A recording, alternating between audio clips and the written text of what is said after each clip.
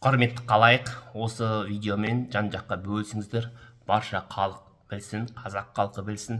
Өйткені бұндай видеоларды, яғни ежелгі археологиялық видеоларды, хабарларды, сенсациялық деректерді біздің бұқаралық ақпараттық құралдар кеңістігінде таралуына жол жоқ.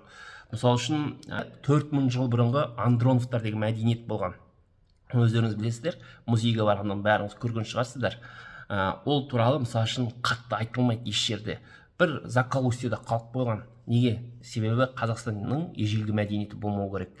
Қазақстанның ежелгі мәдениеті анау Египет жақтағы халықтармен тайталаспау керек.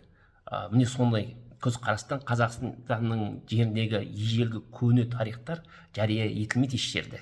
Бұны алдында искусственный интеллект айтып жатыр. Қазақстанның жерінде не түрлі адам нанғысыз, айтқан кезде адамзат нанғысыз археологиялық жаңалықтар ашылады, бірақ оның барлық көзі не екені белгісіз тысқа қалады. Мысалы үшін алдыңғы жылы Қазақстанның жерінен 6 қырлы пирамида табылған, шамамен 3000 жыл бұрынғы пирамида. Ол туралы ешкімнің айтқысы жоқ.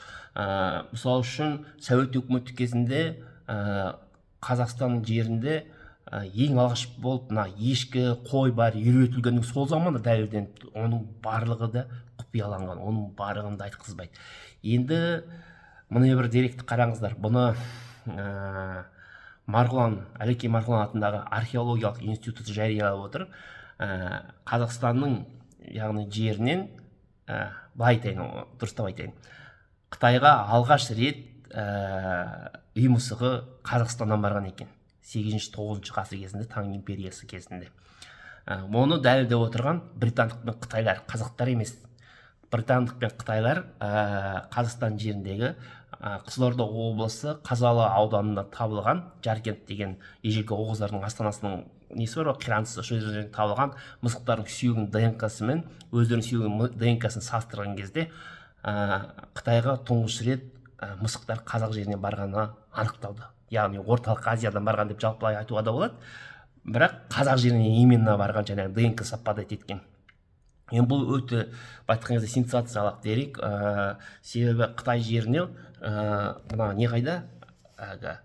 Өздеріңіз білесіздер, тас дәуірі бар, қола дәуірі бар, темір дәуірі бар. Мысалы үшін Қытайлар қола дәуірінен өтпеген екен, оларда қола дәуірі болмаған. Темір дәуір бірген өткен, темірді түркілер апарған. Онымен қоймай, тағы да бір сенсациялық дерек, оны енді дәлелдеу қажет ететін болады.